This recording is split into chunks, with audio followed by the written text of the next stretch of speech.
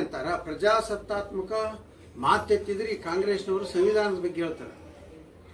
ಪ್ರಜಾಪ್ರಭುತ್ವದ ಕಗ್ಗೊಲೆ ಮಾಡತಕ್ಕಂಥ ಇವರು, ಸಂವಿಧಾನ ಬಗ್ಗೆ ಮಾತಾಡ್ತಕ್ಕಂಥ ಇವರು, ಮತ್ತೆ ಕಾಶ್ಯಪ್ನವರು ಮಾತೆತ್ತಿದ್ರೆ ದಮ್ಮು ತಾಕತ್ತಿದ್ದವ ಈ ಹೇಳಿತನ ಕೆಲಸ ಯಾಕೆ ಮಾಡಿಸ್ತೀಯ ಅಂತ.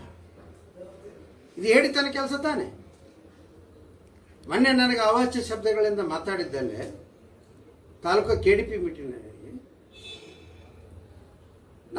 ನನಗೆ ಅಜ್ಞಾನಿ ಅಂತ ಹೇಳಿ ಮಾತಾಡುತ್ತೆ. ಆದ್ದರಿಂದ ಅದೇ ಭಾಷೆಯಲ್ಲಿ ಅವಿವೇಕಿ ಶಾಸಕ ಅಂತ ಉತ್ತರ ಕೊಡಿದ್ರೆ ಇವತ್ತು ಕೊಡ್ತೀನಿ.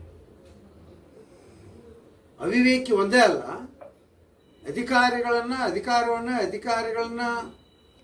ದುರುಪಯೋಗಪಡಿಸ್ಕೊಂಡು ಇವತ್ತು ಈ ರೀತಿಯ ಮೋಸದಿಂದ ಚುನಾವಣೆ ಮಾಡಿ ಅದನ್ನೇನು ಮಾಡೋರು, ಅವ್ನು ಕಿತ್ಕೊಂಡು ಎಲ್ಲ ಇಟ್ಕೊಂಡವರು ಊಟಕ್ಕೆ ಅಂತೇಳಿ ಎಲ್ಲರನ್ನ ಹೊರಗೆ ಕಳಿಸಿ ಆಮೇಲೆ ಡಬ್ಬೆಗೆ ಹಾಕ್ಬಿಡೋರು. ಅದು ಯಾರಿಗೆ ಗೊತ್ತಾಗಲ್ಲ. ಬರ್ತಾರ, ಒಂದು ಕ್ಯಾಂಡಿಡೇಟ್ ಅಲ್ಲಿ ನಿಂತಿರ್ತಾನೆ, ಸಹಿ ಮಾಡ್ತಾನೆ, ಯಾವ್ದು ಹರಿದೈತಿ ಯಾವ್ದು ಬಿಟ್ಟೈತಿ ಯಾರಿಗೆ ಗೊತ್ತು, ಬುಡಕ್ಕೆ ಹರಿದವ ಇಲ್ಲ ಏನು ಗೊತ್ತು. ಅದು ಅಚಾನಕ್ ಅದು ಸಿಕ್ಕಿದ್ದು. ಇಲ್ಲಿವರೆಗೂ ಏನು ಚುನಾವಣೆಗಳಾಗ್ಯಾವ, PKPS ಚುನಾವಣೆಗಳು, ಎಲ್ಲದರಲ್ಲಿ ಮೋಸ. ಈಗ ಅಲ್ಲೇ ಕೂಡಲ ಸಂಘದ ಡಬ್ಬಿ ಹೊಡೆದೀವಿ ನಾವು. ಅಲ್ಲಿ ಒಬ್ಬೊಬ್ಬ ಅಭ್ಯರ್ಥಿ ಸೋಲ್ತೀವಿ ಅಂತ ಹೇಳಿ ಕಾಂಗ್ರೆಸ್ನವ್ರು ಮೊದಲೇ ನಿರ್ಣಯ ಮಾಡ್ಕೊಂಡಿದ್ರು, ನಮ್ದೇನು ಬರಲ್ಲ ಅಂತೇಳಿ. ಯಾಕಂದ್ರೆ ಅಲ್ಲಿ ಕೆಲವೆಲ್ಲರೂ ಹಿರಿಯರು ಅಂದ್ರೆ ಸಮಾಜದಲ್ಲಿ, ಊರಿನಲ್ಲಿ, ಗ್ರಾಮದಲ್ಲಿ ಎಲ್ಲ ಹಿರಿಯರು ಸೇರಿ ಎಲೆಕ್ಷನ್ ಮಾಡಿದ್ರು. ಆ ಯಾರು ಹಿರಿಯರು ಸೇರಿ ಎಲೆಕ್ಷನ್ ಮಾಡಿದ್ರು ಅವರೆಲ್ಲ ಅಭ್ಯರ್ಥಿಗಳು ಸೋತಾರ. ಹೆಂಗ್ ಸೋತಾರ? 300, 460 ಮತಗಳ ಅಂತರದಿಂದ ಸೋತಾರ. ಮಿನಿಮಮ್ 300, 400 ಮತಗಳ ಅಂತರದಿಂದ ಆದ್ರೆ ಈಗ ಏನು ತಾಲೂಕು ಟ್ರೆಜರಿ ಆಫೀಸಲ್ಲಿ ಇಟ್ಟಂತ ಆ ಡಬ್ಬಿಗಳನ್ನ ಬದಲಾವಣೆ ಆಗ್ಯಾವ ಅನ್ನೋ ಒಂದು ಸಂಶಯ ವ್ಯಕ್ತಪಡಿಸಿದ್ದಾರೆ. ಸ್ವಾಭಾವಿಕವಾಗಿ ಎಲ್ಲರೂ 300, 400 ಪರಿಚಯ ಇಲ್ಲದ ವ್ಯಕ್ತಿ 400 ಓಟ್ಲಿಂದ ಗೆದ್ದಾನೆ. ಎಲ್ಲರೂ ಸೇಮ್ ಹೆಚ್ಚು. ಈ ರೀತಿ ಹೇಳಿತರದ ಕೆಲಸ ಇದು.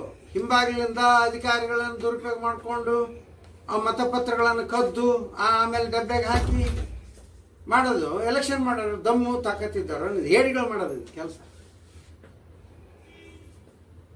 ಅದಕ್ಕೆ ಹೇಳಿ ನಾನು ಇದೇ ಶಬ್ದದಾಗ ಹೇಳೀನಿ. ಇವತ್ತು ಹೇಳ್ತಾನೆ, ಮುಂದೆ ಹೇಳ್ತಾನೆ. ಸರಿಯಾಗಿ ಬಾಯಿ ಮುಚ್ಕೊಂಡಿದ್ರೆ ಸರಿ, ಮರ್ಯಾದೆ ಕೊಟ್ಟು ಮಾತಾಡಿದ್ರೆ ಮರ್ಯಾದೆ ಕೊಟ್ಟು ಮಾತಾಡ್ತು. ಇಲ್ಲಾಂದ್ರೆ ಬಳಸಿದ ಭಾಷೆಗಿಂತಲೂ ಇನ್ನೂ ಹೆಚ್ಚಿನ ಭಾಷೆ ಬಳಸಕ್ಕೂ ನನಗೂ ತಾಕತ್ತೈತೆ. ಜಿಲ್ಲಾದಾಗ ಒಂದು ಕಾನ್ಸ್ಟಿಟ್ಯೂನ್ಸಿ ಪ್ರತ್ಯೇಕ ಭಾಷೆ ವಿಷಯ ಅಲ್ಲ. ನಾವು ಯಾವಾಗಲೂ ಸ್ವಾಭಾವಿಕವಾಗಿ ಜನರ ಜೊತೆ ಅತ್ಯಂತ ಪ್ರೀತಿಯಿಂದ, ವಿಶ್ವಾಸದಿಂದ, ಸಮಾಧಾನದಿಂದ, ಕ್ಷೇತ್ರದ ಜನರು ಎಲ್ಲರೂ ನಕ್ಕೊಂತ ಇರ್ತಾರೆ. ರಾಜಕಾರಣ ಇದ್ದೇ ಇರುತ್ತೆ. ಎಲ್ಲರೂ ಸಹೋದರತ್ವದಿಂದ ಇರಲಿ ಅನ್ನೋದು ನಮ್ಮ ಒಂದು ಅನಿಸಿಕೆ, ನಮ್ಮ ಸ್ವಭಾವ. ನಾವು ಮೊದಲಿಂದ ಹಂಗೆ ಬಂದೀನಿ. ನಾನು 20 ವರ್ಷಕ್ಕೆ 20 ವರ್ಷ ಆದ್ರೂ ಕೂಡ ನಾವೇನು ಈ ಭಾಷೆ ಬಳಸಿದ್ದೀವಿ ಎಂದೂ ಬೆಳೆಸಿಲ್ಲ. ಮತ್ತು ಅನಿವಾರ್ಯ ಸಂದರ್ಭ ಬಂದಾಗ ಬಳಸಲೇಬೇಕಾಗುತ್ತೆ. ನಾನು ಒಬ್ಬ ಗೌಡನ ಇದ್ದೀನಿ. ಕ್ರೀಡಾಂಗಣ ಮತ್ತು ನೀರಿನ ಟ್ಯಾಂಕ್ ವಿಚಾರ